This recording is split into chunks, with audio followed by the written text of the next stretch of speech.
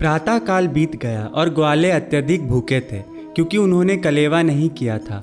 वह तुरंत कृष्ण तथा बलराम के पास पहुँचे और बोले, कृष्ण तथा बलराम, आपने अनेक असुरों का वध किया है, किंतु आज हम भूखे मर रहे हैं। कृपया कुछ ऐसा करें जिससे हमारी भूख शांत हो। अपने मित्रों की प्रार्थना सुनकर कृष्ण तथा बलराम ने तुरंत यज्ञ में तत्पर ब्राह्मणों की पत्नियों पर दया दिखलाई।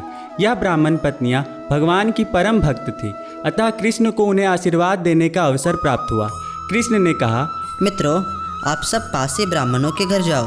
वे इस समय अग्निरास यज्ञ करने में लगे हैं, क्योंकि वह स्वर्ग लाभ करने के इच्छुक हैं। यह ब्राह्मण वैष्णव नहीं है, अतः यह मेरा नाम भी ठीक से नहीं ले सकते। यह ब्राह्मण हमारे बारे में कुछ नहीं जानते, इसलिए तुम सब मेरा नाम मत लेना। अच्छा होगा बलराम का नाम लेकर कुछ दान की याचना करना। सभी बालक जाकर ब्राह्मणों से भिक्षा मांगने लगे।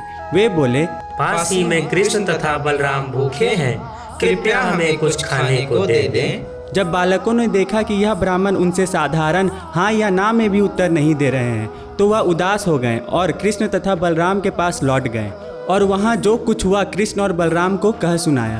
कृष्ण ने कहा, आप सब उदास ना हो, आप फिर से जाओ और इस बार ब्राह्मणों की पत्नियों के पास जाना। सभी बालक ब्राह्मण पत्नियों के पास पहुँचे और प्रणाम किया और कहा, कृष्ण तथा बलराम पास ही में गायें चरा रहे हैं, कृपया हमें कुछ खाने को दें। इतना सुनते ही ब्राह्मण पत्नियां कृष्ण तथा बलराम के लिए आतुर हो उठी।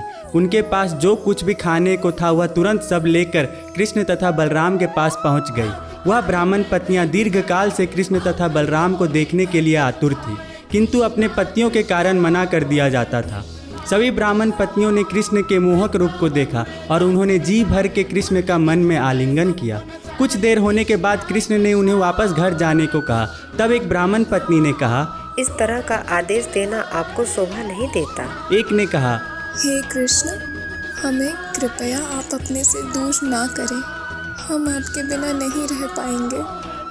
हम घर जाकर करेंगे ही क्या? एक ब्राह्मण पत्नी ने कहा, हम अपने सगे संबंधियों को छोड़कर आए हैं, अब फिर से वे हमें स्वीकार नहीं करेंगे। कृष्ण के कहे जाने पर वे सभी अपने घर वापस चली गई। अपने पतियों को देखकर ब्राह्मण प्रसन्न हुए और उनके साथ यज्ञ पूरा किया। सभी ब्राह्मणों ने कृष्ण तथा बलराम को भोजन देने से मना किया था, इसके लिए उन्हें पश्चाताप किया। सभी ब्राह्मण स्वयं जाकर कृष्ण तथा बलराम को नमस्कार करना चाहते थे, किंतु कंस के भय के कारण नहीं जा पाए। जब तक भक्ति के द्वारा शुद्ध ना हो लिया जाए, तब तक भगवान की शरण में जाना कठिन है।